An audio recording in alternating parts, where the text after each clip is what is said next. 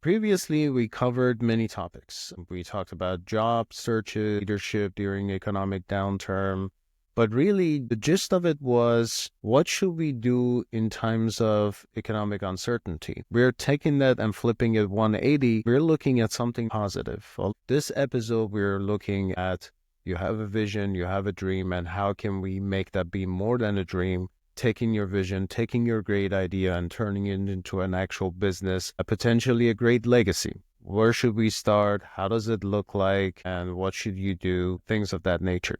Turn your startup dreams into a reality begins with one thing, of course, vision that commands attention. When you think of startups, you might envision the stereotype of a few friends hashing out in a garage, driven by desire to disrupt the market, making millions of dollars, and all that is great. But beneath this image lies a true cornerstone of any successful business, a crystal clear magnetic vision. Your vision isn't just a dream. It encompasses and guides you to take very important decisions, what your strategy is going to look like, what goals your business needs to pursue. David Karp, the founder of Tumblr, said it the best, in my opinion. Entrepreneur is someone who has vision for something and want to create it. This simple yet profound statement captures the essence of entrepreneurship. A vision serves as your North Star, guiding you through the startup challenges and guide you to win. For example, case of Amazon started with being a simple online bookshop. Jeff Bezos started the vision to create the Earth's most customer-centric business, place where people could come to find and discover anything they might want to buy or sell. This vision drove every strategic decision, propelling Amazon from a humble online bookstore to global retail giant. Your startup needs to similarly be bold and take bold actions and specific vision to steer it into the right journey. Here are some steps to refine your vision.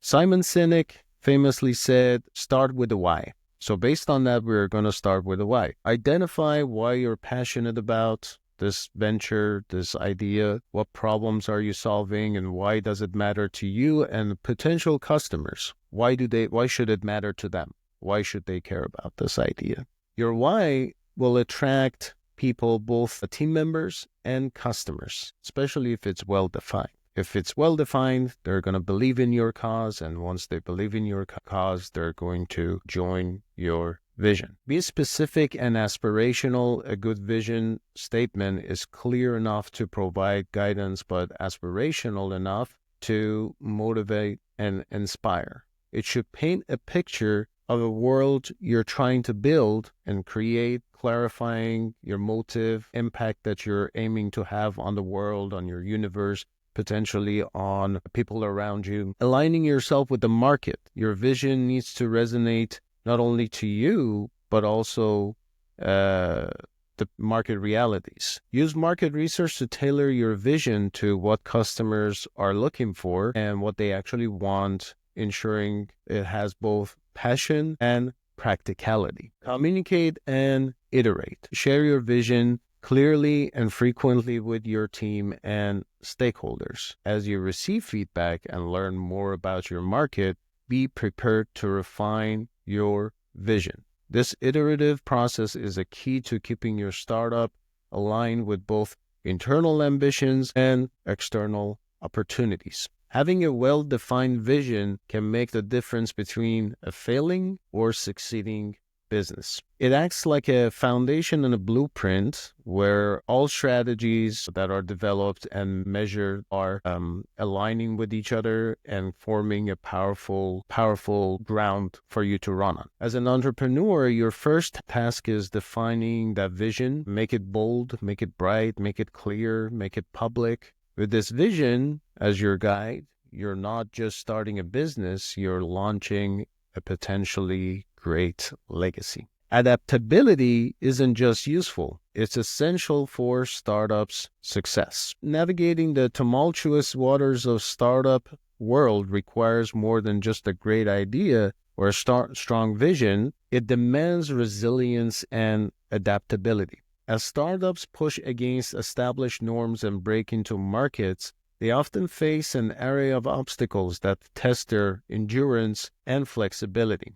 The segment that we're going to be talking about explores the critical role of adaptability, the resilience, and how does those two factors help you, guide you, steer up the startup through these the challenges that you're going to be facing in the future, and potentially create everlasting success and a long-term sustainability for your business. And there is a great story here that I would like to share with you. I believe it was on Forbes or Economics. I'm going to share the source of this in the body of the description as well. It's about an entrepreneur named Angel Rodriguez, a young entrepreneur from Miami. This story exemplifies what it means to pivot and preserve. Initially, Rodriguez launches the jet ski rental business, which he has forced to close due to new regulatory changes. Faced with the urgent need to support his business, his idea is going to shift,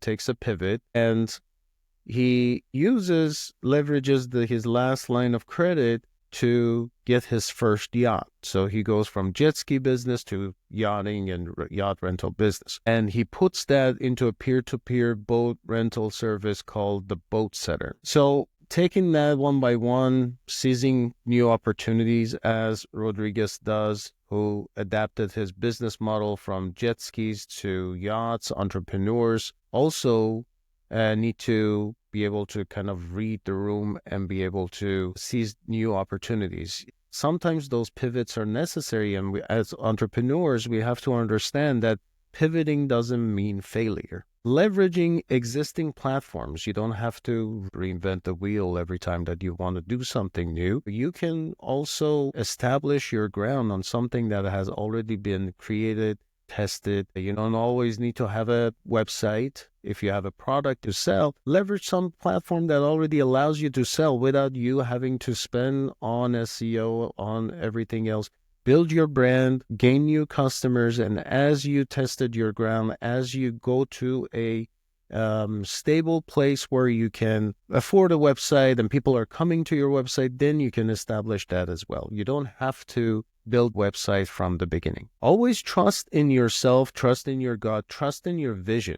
Despite being called crazy, you have something that you really care about. If you're trusting in your vision, if you know what you're talking about, if you know how that's going to help people, if you know for certain that's going to work, spend time on it. Invest in your business. That investment sometimes is in the form of money, but the majority of times it's blood, sweat, and tears. You want to build something great, you got to be able to wake up at 5 a.m., 3 a.m., be able to have sleepless nights, be able to fight for yourself, for your idea. Owning a business is always harder than working for someone. The responsibilities are 3,000 times more. You're the decision maker. You are answering to yourself. You have to have the power to make those decisions. Everything is on your shoulders. And that's where the resilience comes into play. You need to be able to have the power to make those decisions, fall in love with the process. And the process sometimes requires you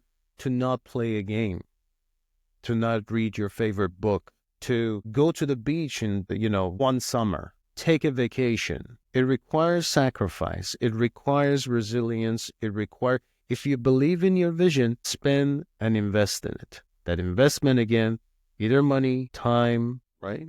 Blood, sweat, and tears. Build a supportive network. Rodriguez shows the importance of building a strong team and creating a family-like culture where it is instrumental to your business. And we're going to talk about building a team later on, but it's important for you to have a strong network. We even talked about it in the last episode. In the last episode, we talked about how important the networking is to your job, career growth, but you can see that it starts developing into other things.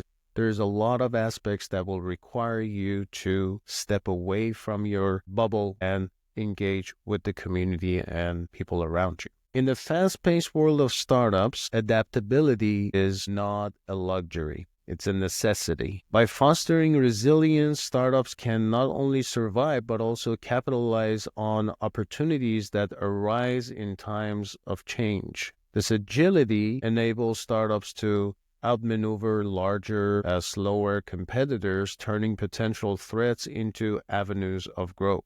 When you're small, you can move faster. You're more agile. Budget is smaller, potentially. You won't be able to do many things that your competitors might be able to do, but you're quicker to make a decision. When you're operating out of a garage, you're quicker to make decisions. There are not so many red tapes potentially in the way that you operate your business. You don't have the red tapes that your competitors do, and therefore you can make better, quicker decisions, operate faster. Think of how you can utilize and leverage that to your advantage to make the right decisions, operate faster, and help you be more agile to respond to the market better, faster, and therefore experience that growth. Now it's about your team. Your team in startups is your backbone, so you got to choose wisely. In every company, in every organization, the team is the backbone of the organization. The team is what runs the business and turns great ideas into great businesses. You can't do it all by yourself. You can to some extent, but the minute that you need to start experience that growth, you need to have the right team around you to be able to experience that growth. A strong team is more than a group of people that are working together. You don't want people that are showing up, clocking in and out, and they're nowhere near that vision. They're not experiencing the same level of excitement that you have for your startup. And that's a difference between working for a bigger company than a smaller startup.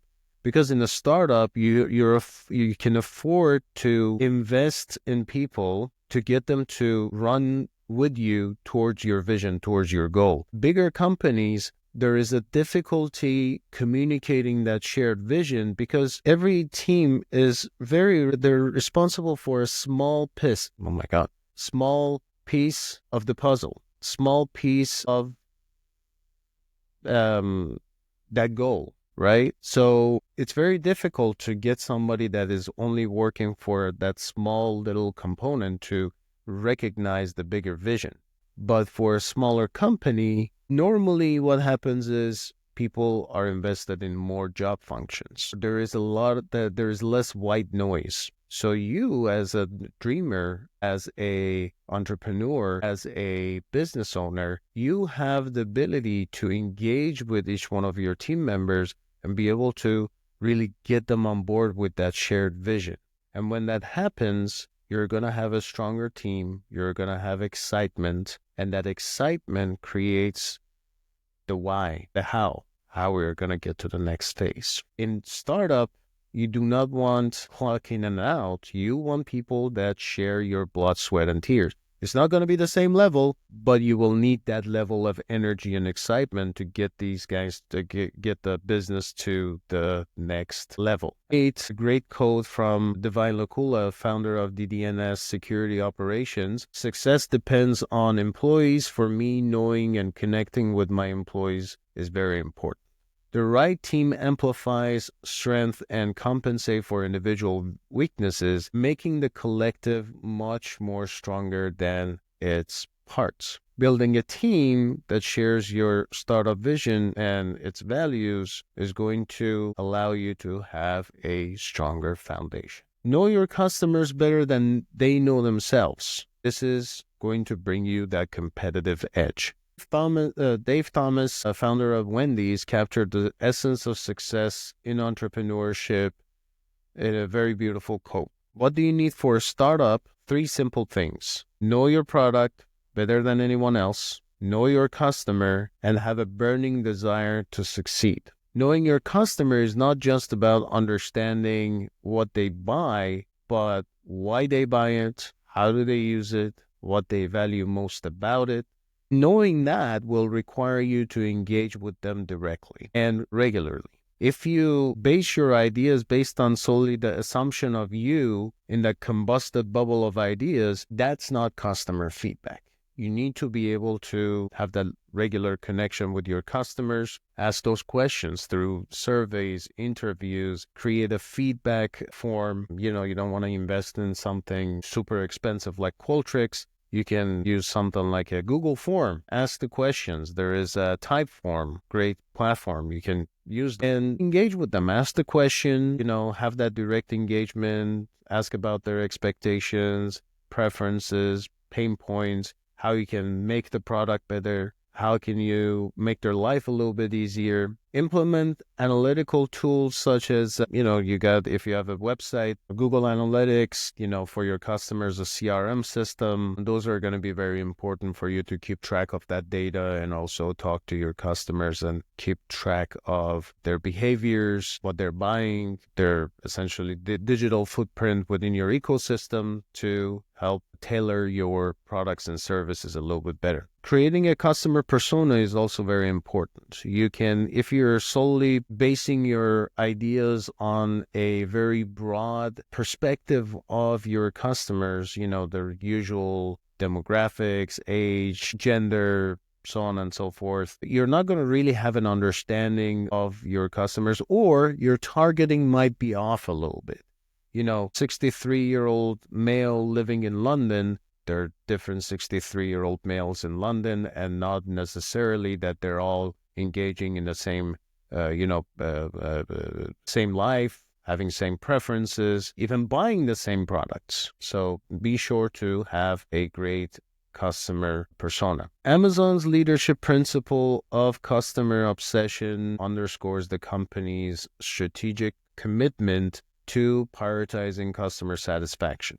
They constantly innovate based on customer feedback, whether it's enhancing their user interface multiple times of the year, refining their recommendations, refining their algorithms to get you the most relevant items you want. Your startup continuously will strive to understand and anticipate the customers and customers' needs before they come to find out about that need. This approach will allow to attract more customers, but also create that loyalty and loyal customer base that will constantly re-engage and allow you to fuel that sustainable growth for your startup, for your company. It's very important because they were a startup at some point, right?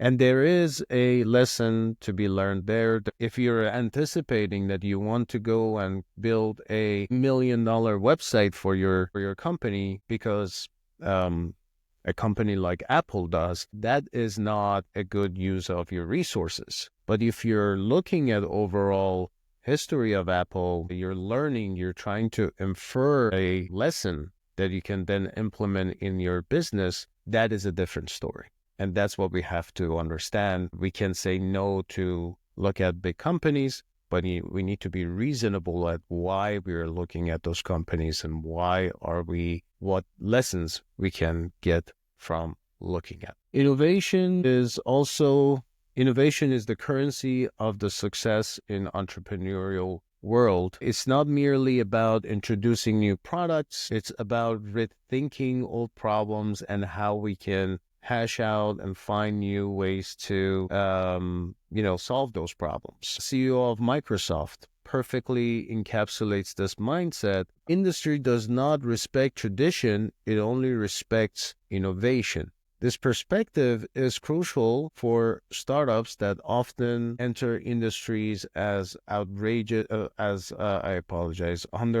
should stop looking at my notes. That often enter industries as underdogs, needing to disrupt established norms to gain a foothold. Encourage open collaborations. Create an environment where team members feel comfortable sharing ideas and feedback, and use that collaboration to bring in new ideas and new form of problem solving. Implement design-first thinking. Adopting design-first thinking methodologies focus on emphasizing on a user experience, defining the problem, ideating, prototyping, many different stages that will allow you to do the right thing, do it the right way through iterations and processes, then stop you from having that sort of a rapid iteration opportunity. Last thing that is, I think it's very important, and I encourage that in my teams a lot, is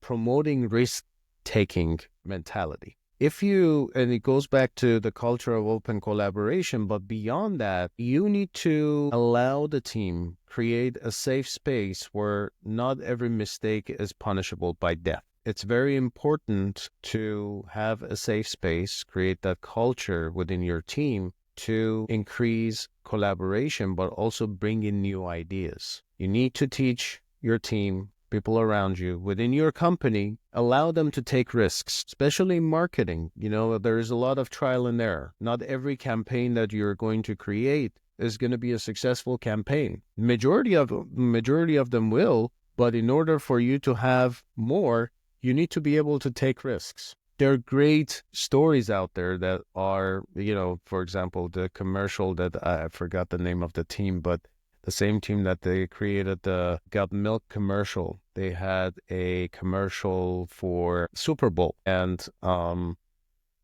they essentially stepped out of their comfort zone.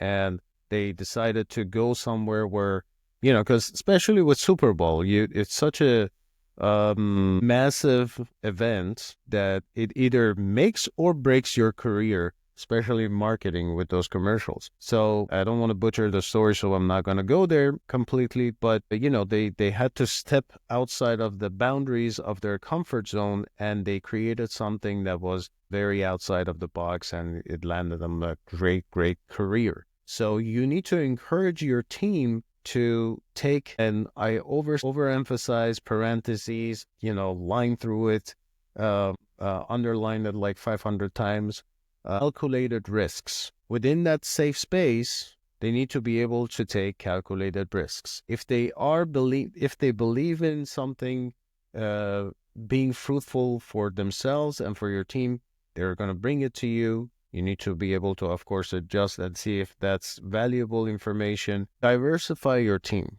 Diversity in your team can bring diverse perspectives, which is a key ingredient for successful or creative problem solving. Encourage hiring variety of backgrounds, variety of experiences. Especially in marketing, it's really crazy to me where majority of people that I talk to, they try to hire from the same industry. And I just don't understand why. Every journey is different. Every experience is different. A digital marketer to digital marketer, they had different experiences. They worked in different campaigns. They worked in different industries.